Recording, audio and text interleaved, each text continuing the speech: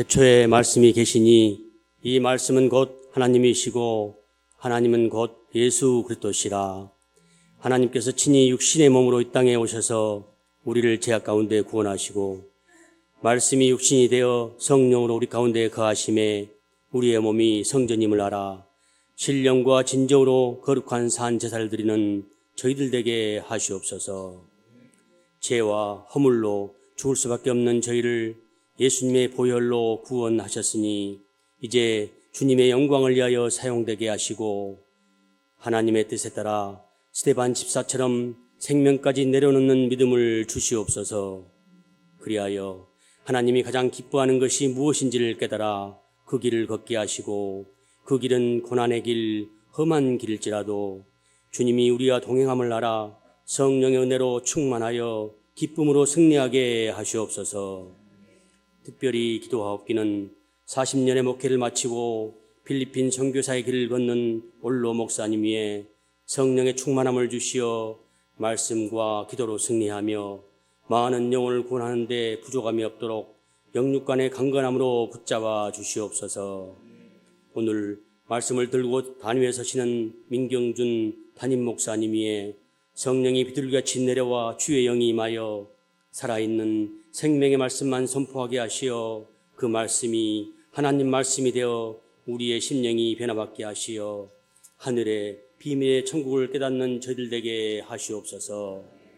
간절히 기도하옵기는 저희 몸된 교회에 몸이 불편한 성도들과 정신적으로 힘든 성도들이 싸우니 예수님의 보혈로 덮으시어 깨끗이 치유되는 역사가 일어나게 하시어 이전보다 더 강건한 육체를 허락하여 주셔서 주님의 사명 잘 감당하게 하시옵소서.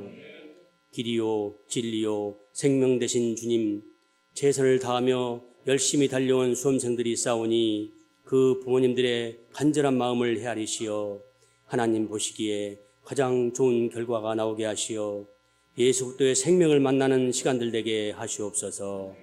찬양과 경배받으시기에 합당하신 하나님 아버지, 지금 이 시간 온 몸과 마음을 다하여 올려드리는 할렐루야 성가대의 찬양을 흠양하시고 모든 성도가 한 마음 한 뜻으로 드리는 예배도 연락하여 주시옵소서.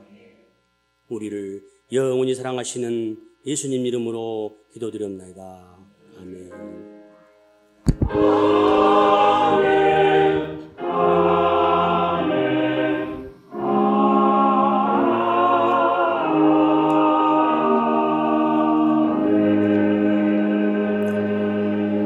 성경 봉독이 있겠습니다.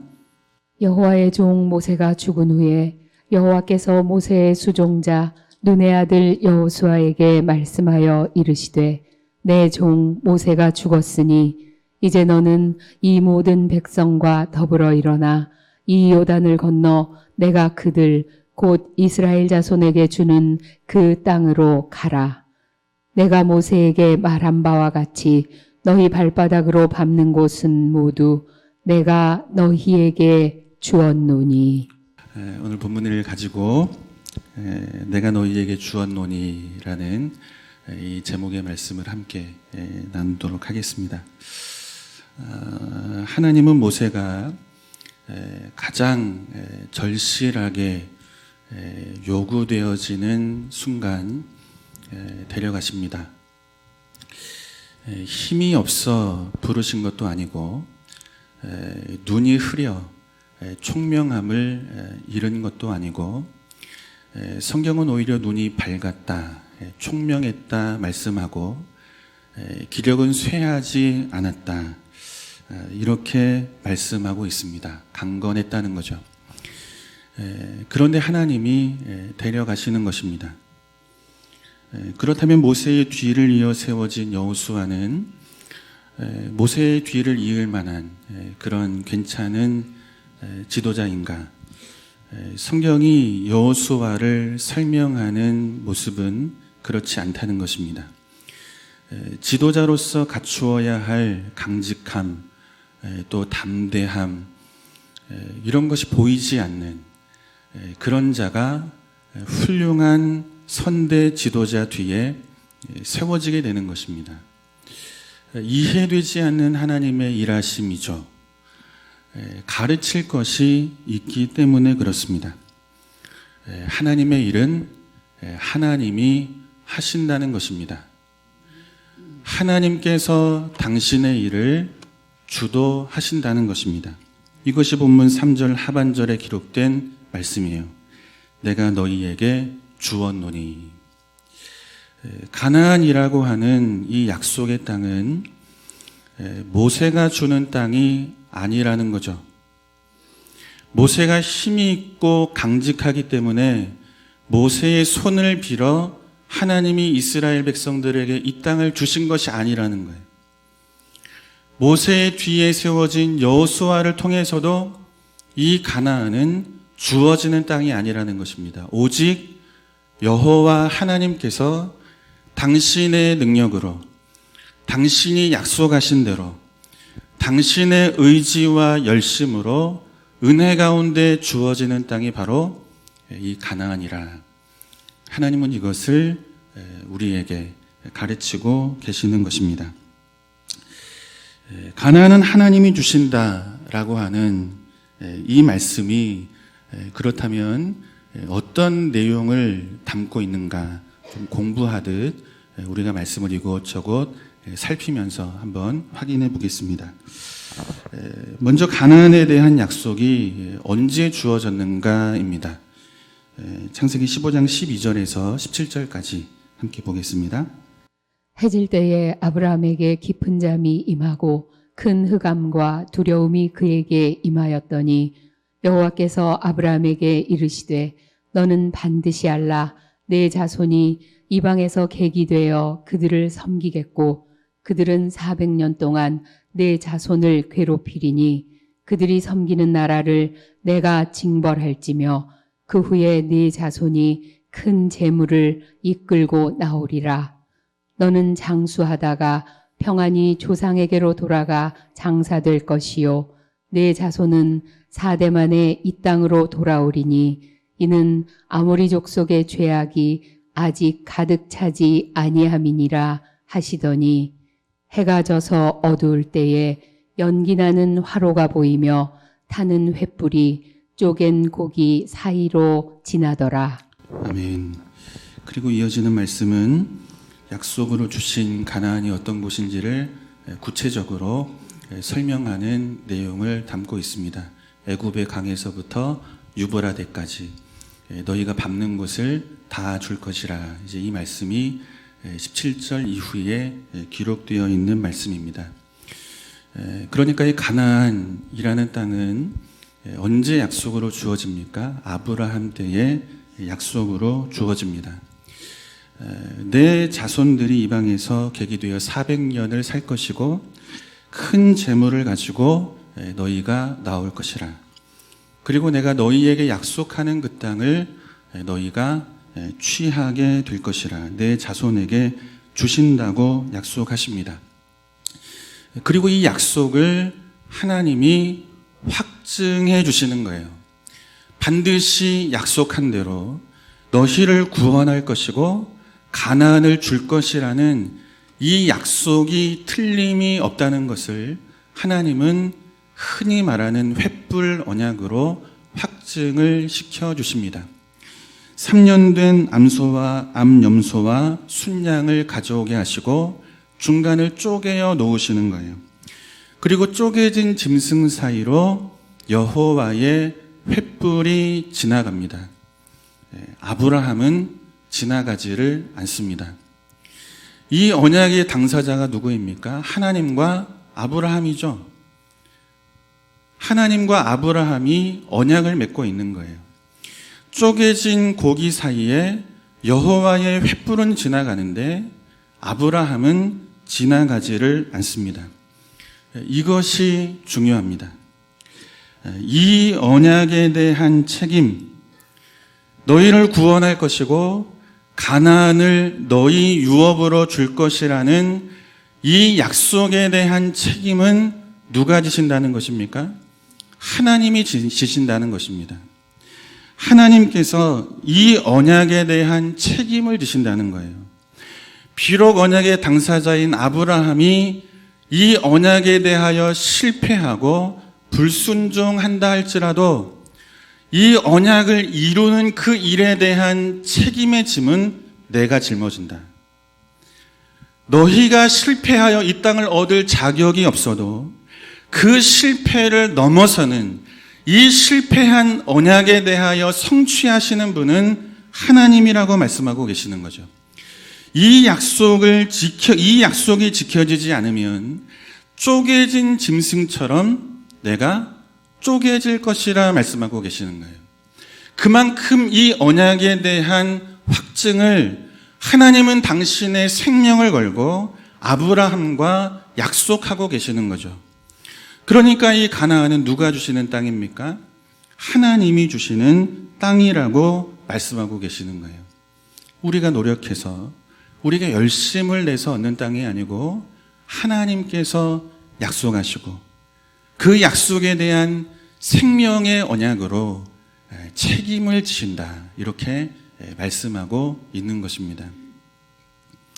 그래서 우리가 담대할 수 있는 거예요.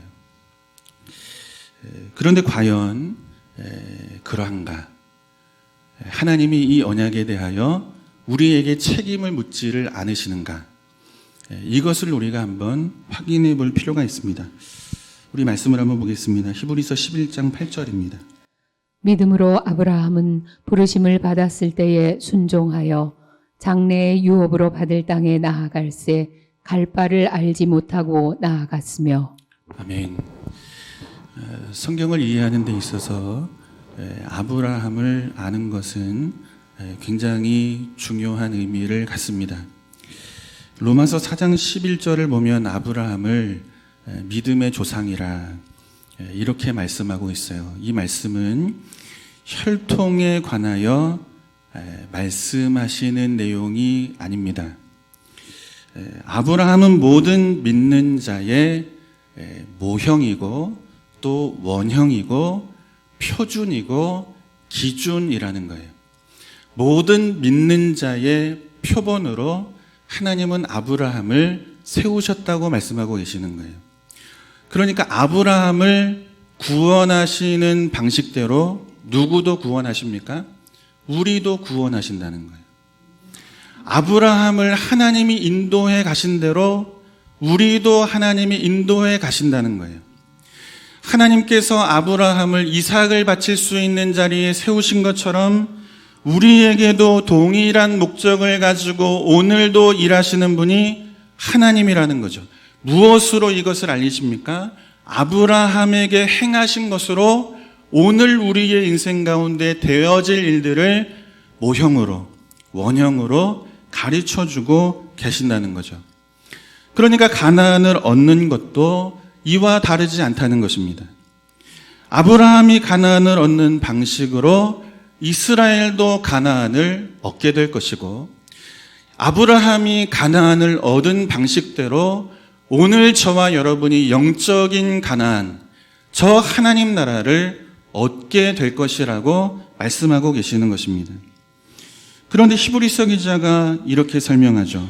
아브라함이 유업으로 받을 땅에 들어갔더라. 근데 그 앞에 무슨 말씀이 있습니까?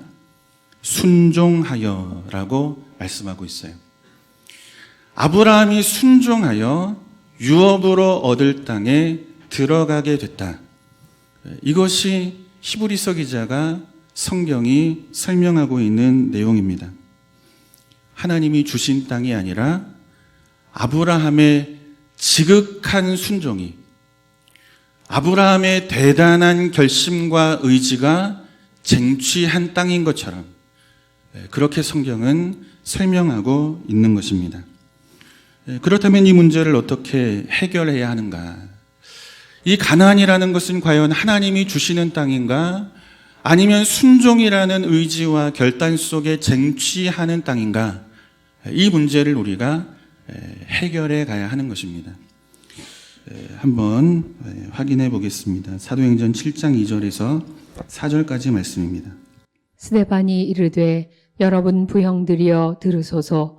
우리 조상 아브라함이 하란에 있기 전 메소보다미아에 있을 때에 영광의 하나님이 그에게 보여 이르시되 내 고향과 친척을 떠나 내가 네게 보일 땅으로 가라 하시니 아브라함이 갈대아 사람의 땅을 떠나 하란에 거하다가 그의 아버지가 죽음에 하나님이 그를 거기서 너희 지금 사는 이 땅으로 옮기셨느니라. 아멘. 하나님께서 아브라함에게 두 번을 보이십니다. 첫 번째 보이신 곳은 하란에 있기 전 어디에서 보이십니까? 메소포타미아에서 보이십니다. 사진을 보면 아마 우리가 조금 더 이해가 될 거예요. 두 개의 강이 이렇게 만나는 곳이 있습니다. 유브라데 강과 티그리스 강이 만나는 그 지점 근처에 빨간색 선이 시작이 되죠. 우르라고 써 있는 곳입니다. 그러니까 하란에 이르기 전에 이 우르라는 곳, 아브라함이 고향에서 하나님을 보게 되는 것입니다. 이것이 첫 번째 하나님과의 만남이죠. 이때 하나님께서 이 아브라함에게 내 친척과 고향을 떠나 내가 내게 지시할 가나안으로 가라, 이렇게 말씀하시는 거예요. 그리고 우리가 잘 알고 있는 창세기 12장에서 아브라함은 하나님과 한 번 더 만나게 됩니다. 그런데 이 두 번째 만남이 있는 곳이 어디입니까? 하란이라는 곳이에요. 중간에 보시면 그죠? 하란이라고 보이시죠? 여기에서 창세기 12장에 기록된 하나님과의 두 번째 만남이 이어지고 있는 것입니다. 이제 사진을 내려주셔도 됩니다. 여러분, 이것을 아는 것이 중요합니다. 하나님은 아브라함이 우르에 있을 때, 고향에 있을 때 고향과 친척집을 떠나 가나안으로 가라고 말씀하시는 거예요. 그런데 가나안까지 가지를 않습니다. 어디에 멈춥니까? 하란에서 멈추고 있는 거예요. 아브라함이 하나님의 말씀을 듣고 순종했습니까? 순종하지 않습니까? 순종하지를 않은 것을 스데반 집사의 설교를 통해서 성경은 우리에게 보여주고 있는 거죠. 그렇다면 하란까지의 여정은 아브라함이 주도한 여정인가? 아, 그래. 하나님 말씀하셨지. 가다가 멈추는 한이 있어도 내가 내 결심과 의지, 막 불굴의 순종을 가지고 내가 가리라. 아브라함이 주도한 여정인가? 우리 말씀을 통해서 한번 보겠습니다. 창세기 11장 31절에서 32절입니다. 데라가 그의 아들 아브라함과 하란의 아들인 그의 손자 롯과 그의 며느리 아브라함의 아내 사레를 데리고 갈대아인의 우르를 떠나 가나안 땅으로 가고자 하더니 하란에 이르러 거기 거류하였으며 데라는 나이가 205세가 되어 하란에서 죽었더라. 아멘. 시 31절 하반절에 보면 거기 거류하였으며 랄 때 이 거류라는 단어는 야샤브라는 히브리어입니다.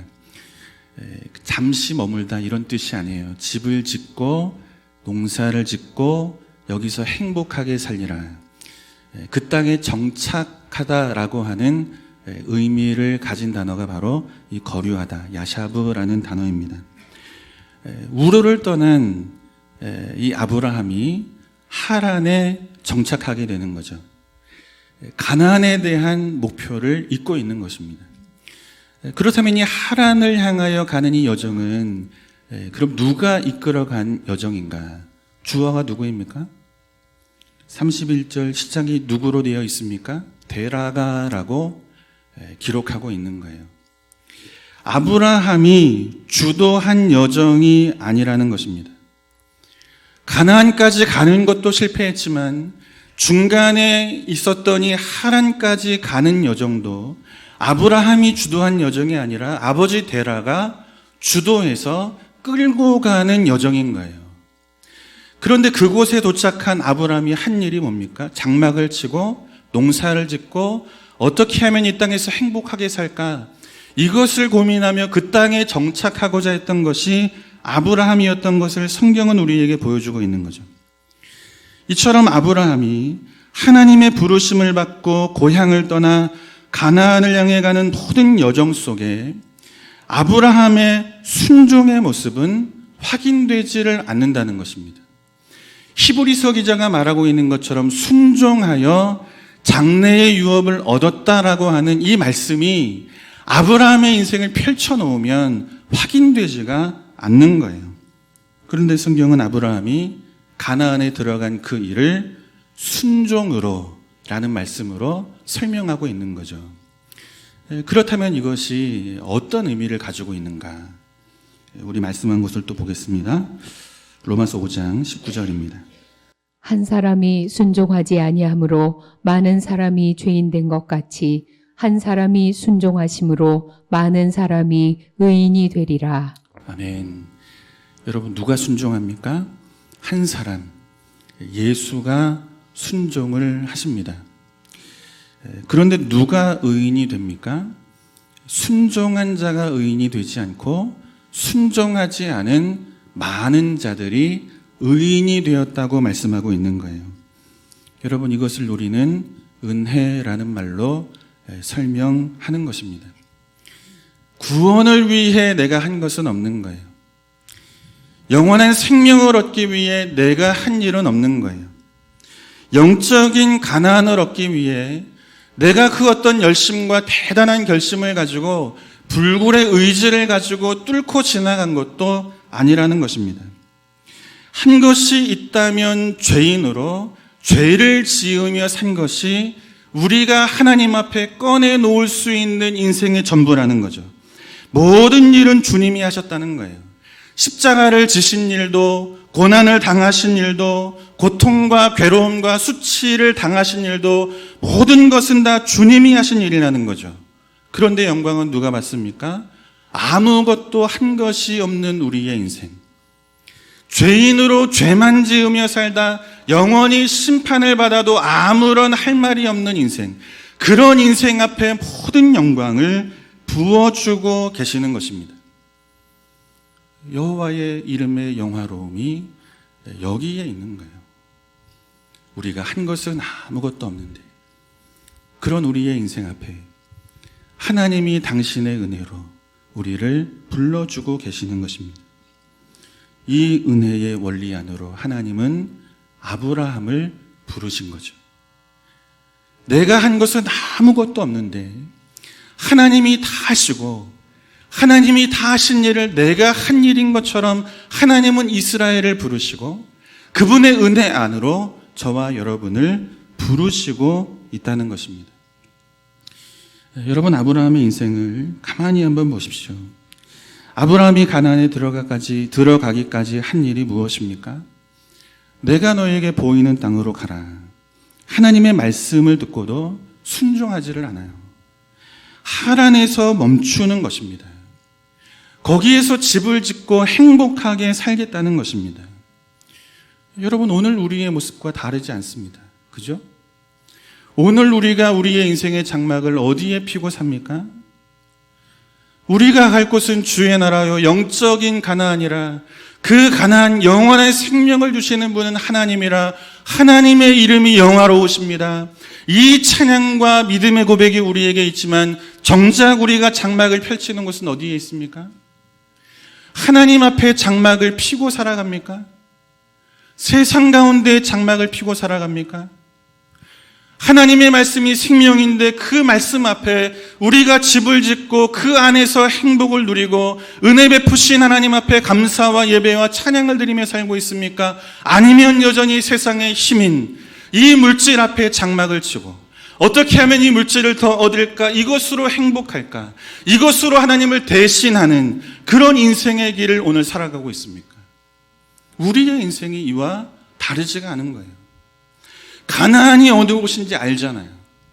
부르신 그곳을 향하여 가는 것이 성도의 인생이 되어야 하는 것 알잖아요. 그런데 우리의 인생이 출발하여 멈추는 곳이 어디예요? 가나안이 아닌 거예요. 하란에 멈추며 사는 거예요. 그곳에 집을 짓고 그곳이 우리에게 주는 이 세상의 이 욕망에 대한 만족, 끝이 없는 탐욕에 대한 추구를 가지고 살아가는 것이 오늘 예수를 믿지만 예수의 이름의 영화로움을 고백하지만 오늘 우리의 인생의 모습이 바로 이 안에 다 담겨 있는 것입니다. 그런데 이 하란까지의 여정도 아브라함은 자신의 의지로 가지를 못하는 거예요.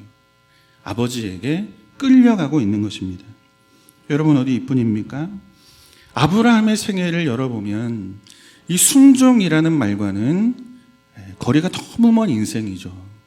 아들을 약속하시는데 이스마엘을 낳습니다. 이것이 아브라함의 모습이에요. 내 집에서 나고 길리온 자 엘리에셀을 내 상속자로 삼겠습니다. 이것이 하나님을 2번이나 대면하고 하나님께서 당신의 언약과 하나님의 은혜로 당신의 백성들을 어떻게 창대하게 만들어 가실지 하늘의 별을 통해 땅의 모래를 통해서 이 아브라함을 향하여 하나님이 가르치시고 말씀하시고 아브라함은 배웠지만 그 삶이 머무는 곳은 하나님의 약속에 대하여 의심하는 자리인 거죠. 이스마엘을 낳고 엘리에셀을 상속자로 세우는 이 길 앞에 아브라함이 서 있는 것입니다. 이처럼 아브라함이 한 것은 불순종이요 하나님의 말씀을 듣고도 의심하고 또 무시했던 것이 아브라함의 인생이라는 것입니다. 여러분, 순종이 가나안을 얻는 조건이면 아브라함에게 가나안은 없는 땅인 것입니다. 순종이 우리로 하여금 하나님 나라 천국을 얻는 조건이 된다면 여러분, 얼마나 우리가 하란에서 장막을 치고 삽니까? 얻을 자격이 없는 인생인 거예요. 한없이 울고 울어도 주가 오셔서 우리의 죄를 덮지 않으시고 허물을 없다 하지 않으시면 이 영원한 주의 나라는 우리가 얻을 수 없는 곳이 되는 것입니다. 순종이 조건이 되어 얻는 것이 가나안이 아니라는 것입니다. 누가 주십니까? 하나님이 주시는 거예요. 하나님. 짐승을 쪼개어 놓으시고 우리로 하여금 지나가게 하지 못하게 만드시는 거예요. 우리가 그 일을 성실하게 이루어낼 수 있는 힘이 없기에 우리로 하여금 쪼개진 짐승 사이로 밀어넣지 않으시고 하나님이 그곳을 지나가시는 거예요. 내가 책임진다. 이 언약에 대하여 네가 불순종하고 실패하는 한이 있어도 이 언약은 나로 인하여 완성이 될 것이라. 내가 내 생명을 걸고 내가 내 인생을 향하여 구원을 베풀 것이라. 저 영적인 가나안 이 생명의 땅으로 인도해 갈 것이라. 당신의 영화로우신 이름으로 이 약속을 우리에게 확증시켜 주고 계시는 것입니다. 여러분, 출애굽한 이스라엘 백성들이 가나안을 얻는 것도 이와 다르지가 않다는 것입니다. 순종이 가나안을 얻는 조건이면 이스라엘 역시 가나안은 없는 땅이 되고 맙니다. 우리가 앞으로 살펴보겠지만 여리고성을 점령한 후에 하나님은 모든 것을 여호와께 바치라고 말씀하죠. 이 모든 것은 여호와를 위한 제물이라 말씀하십니다. 손도 대지 말라고 말씀하세요. 그런데 순종합니까? 손을 대죠. 아간이 눈에 보기 좋은 것들을 다 취하고 훔쳐서 숨겨놓는 거예요. 여러분, 이것이 인간인 거예요. 여러분, 쪼개진 짐승 사이로 우리를 지나가게 하셨다면 우리는 죽고 없는 인생인 거예요. 책임을 져야 하니까. 누가 책임을 지십니까? 우리의 불순종에 대하여도 하나님이 책임을 지시는 거예요. 우리의 무지함과 엉터리 같은 인생을 살아도 그런 우리의 인생을 대신하여 모든 책임은 쪼개진 짐승 사이로 지나시는 하나님이 책임을 지시는 것입니다. 그분이 순종하셨고 그분이 약속하셨는데 약속하신 것에 대하여 순종하신 것은 그분인데 그 순종함을 누구의 순종으로 보게 하십니까? 우리의 것으로 보게 하시는 거예요. 그래서 얻어지는 것이 가나안이라. 그래서 이 모든 일은 은혜라. 여호와의 존귀하신 그 영화로우신 이름, 그 이름이 담고 있는 인격과 성품과 전능하심과 성실하심이 이루어낸 결과라. 하나님 이것을 우리에게 보여주고 계시는 것입니다. 여러분, 신명기 20장 16절에서 18절을 보면 이런 말씀이 있어요. 우리 같이 한번 보겠습니다. 오직 내 하나님 여호와께서 내게 기업으로 주시는 이 민족들의 성읍에서는 호흡 있는 자를 하나도 살리지 말지니 곧 헷 족속과 아모리 족속과 가나안 족속과 브리스 족속과 히위 족속과 여부스 족속을 내가 진멸하되 내 하나님 여호와께서 내게 명령하신 대로 하라. 이는 그들이 그 신들에게 행하는 모든 가증한 일을 너희에게 가르쳐 본받게 하여 너희가 너희의 하나님 여호와께 범죄하게 할까 함이니라. 아멘. 이제 모세가 요단강을 앞에 두고 이스라엘 백성들 앞에 하나님의 계명과 율법을 선포합니다. 그 말씀 중에 한 부분이 바로 이 말씀이에요.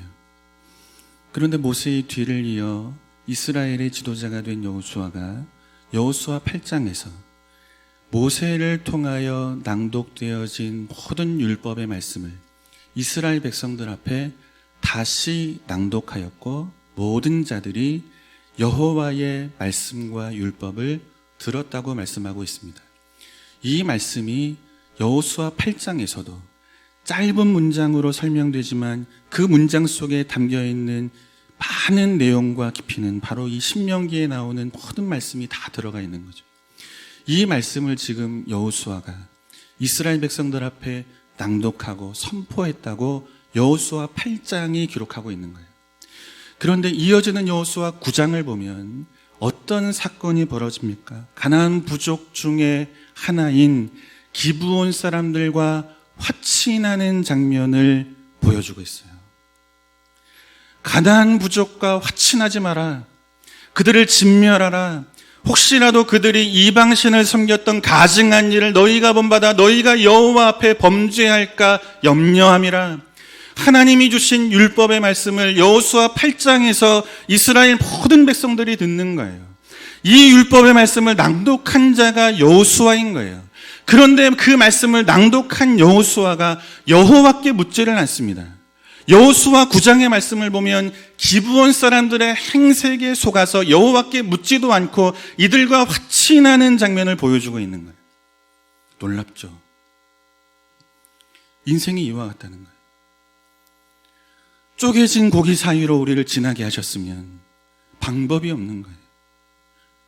여호와만이 지나심으로 그곳을 지나는 것으로 책임질 수 없는 우리 대신 하나님이 모든 책임을 짊어지시는 것으로 그렇게 우리를 이 영적인 가나안 하나님 나라 천국 앞에 서게 하시는 분이 바로 저와 여러분의 하나님이신 줄로 믿습니다. 이스라엘 백성은 이토록 하나님 앞에 불순종하고 이 가나안의 길을 걸어갑니다. 순종하지를 않습니다. 저주를 받아야죠. 그런데 복을 얻습니다. 약속하신 대로 가나안을 이스라엘은 유업으로 얻게 됩니다. 사랑하는 성도 여러분, 어떻게 우리가 하나님의 자녀가 되고 구원을 받고 하나님 나라 영적인 가나안에 들어갈 수 있겠습니까? 우리의 삶으로는 설명할 길이 없는 거예요. 말씀을 듣고도 순종하지 못한 것이 우리의 인생이고 우리 인생을 펼쳐놓으면 하나님의 것을 훔치며 살았고 말씀을 듣고 즉시로 그 말씀과 다른 길을 가며 살아가는 것이 우리의 인생인데 어떻게 우리의 인생으로 이 가나안을 설명해낼 수가 있겠습니까? 저도 마찬가지예요. 제가 살아온 제 인생으로는 도저히 하나님이 주신 이 은혜를 설명할 길이 없는 거예요. 그것이 오늘 이 땅을 살아가는 우리의 인생이고 가나안을 지나야 했던 이스라엘 백성들의 인생이고 우리의 믿음의 조상으로 원형으로 모형으로 세워져 있던 아브라함의 모습이라고 성경은 가르치고 있는 것입니다. 우린 아브라함처럼 이스라엘 백성들처럼 불순종한 자요 실패한 자요 말씀 앞에 늘 의심하며 살아가는 인생들입니다. 그런데 그런 우리 인생 앞에 예수가 오시는 것입니다. 우리가 할 수 없는 순종을 예수가 대신 이루어 내시는 것입니다. 그리고 그분의 순종을 우리의 순종으로 여기시는 줄로 믿습니다. 그래서 말씀하시는 거예요. 아브라함이 순종하여 이스라엘이 순종하여 저와 여러분이 순종하여 장래의 유업 영적 가나안을 얻게 되었다. 그래서 여호와의 이름은 영화로우신, 아주 놀라우신, 참으로 그 이름 없이는 조금도 살아갈 수 없는 그런 존귀하시고 거룩하신 그분의 이름을 우리가 이 아침 마땅히 찬양하고 또 찬양해야 하는 줄로 믿습니다. 여러분, 이 은혜로 우리가 하나님의 자녀 된 것을 기억하시고 이 은혜를 입은 자로 이제 더 순종하여, 더 열심으로 순종하여 우리에게 남은 이 믿음의 여정, 가나안을 향하여 가는 그 여정을 잘 이루어가는 저와 여러분 되기를 주님의 이름으로 축원합니다. 사랑의 주님, 우리에게 베풀어 주신 이 놀라우신 은혜, 가질 수 없고 취하려 해도 얻을 수 없는, 우리가 가진 것으로는 아무것도 할 수 없는 그런 우리 인생 앞에 그 어떤 말로도 설명할 수 없는 값진 영광, 저 영적 가나안을 얻게 하시니 감사합니다. 이 놀라운 은혜를 잊지 않는 아들로 딸로 주 앞에 설 수 있도록 우리의 마음의 중심을 견고하게 하여 주옵소서.